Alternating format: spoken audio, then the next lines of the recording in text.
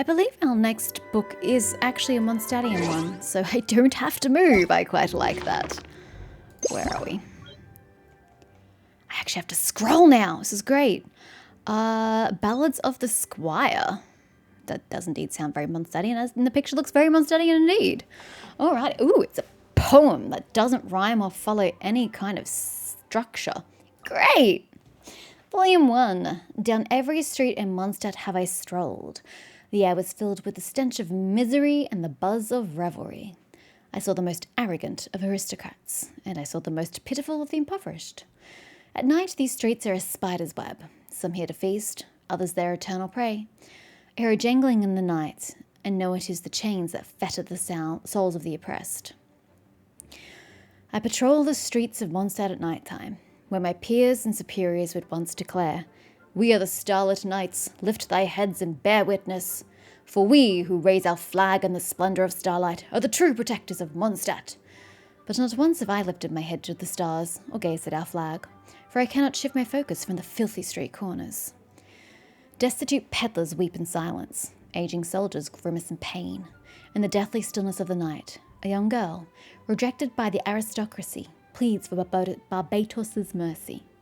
The sighing of mournful winds rattles the cathedral gate, carrying with them the grief of the oppressed. They assault splendid palatial walls.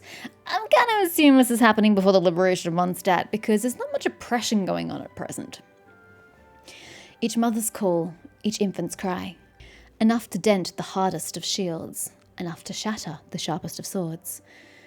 Sounds of sorrow send shivers down my spine, but in the palace and in the castle, though the wind blows the same over holy ground, they are but the sighs of ants to the ears of men.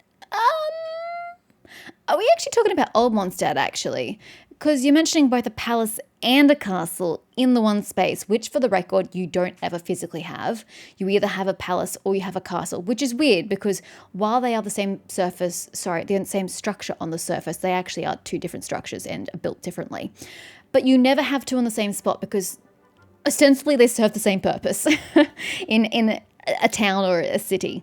So the fact that it's mentioning both is weird. And doubling down on that is the fact that neither appear in current Mondstadt.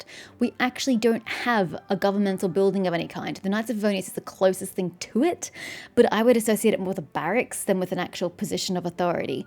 So actually the only building that has a position of power is the cathedral because it's at the top of the hill. So I'm actually thinking this is old Mondstadt. Moving on to volume 2. One day, at the crack of dawn, a dancer whose sword was her song set foot in Mondstadt. Though clad in chains with cuffed hands and fettered feet, in her silence lay a song.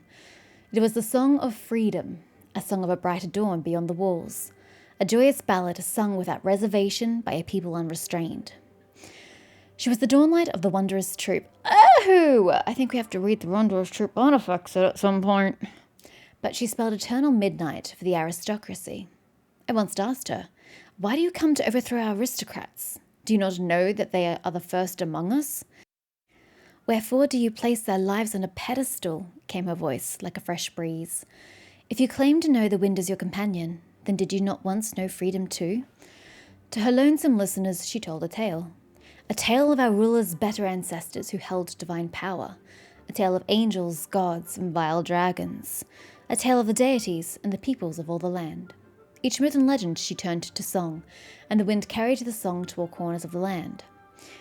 And the aristocrat Serena, her sword sang once more, her final masterpiece, but it stopped short of perfection. A nameless knight retrieved her sword from the blood-soaked battlefield, and buried it where the gentle winds meet in communion. It's kind of really sad. That's really tragic. I don't think they're talking about Vanessa, because we already have Vanessa's tale, and they're very certain to refer to her by name. So I don't really know whom they speak of, but I suppose if I read the Wondrous Troop artifact set, I might be thus enlightened.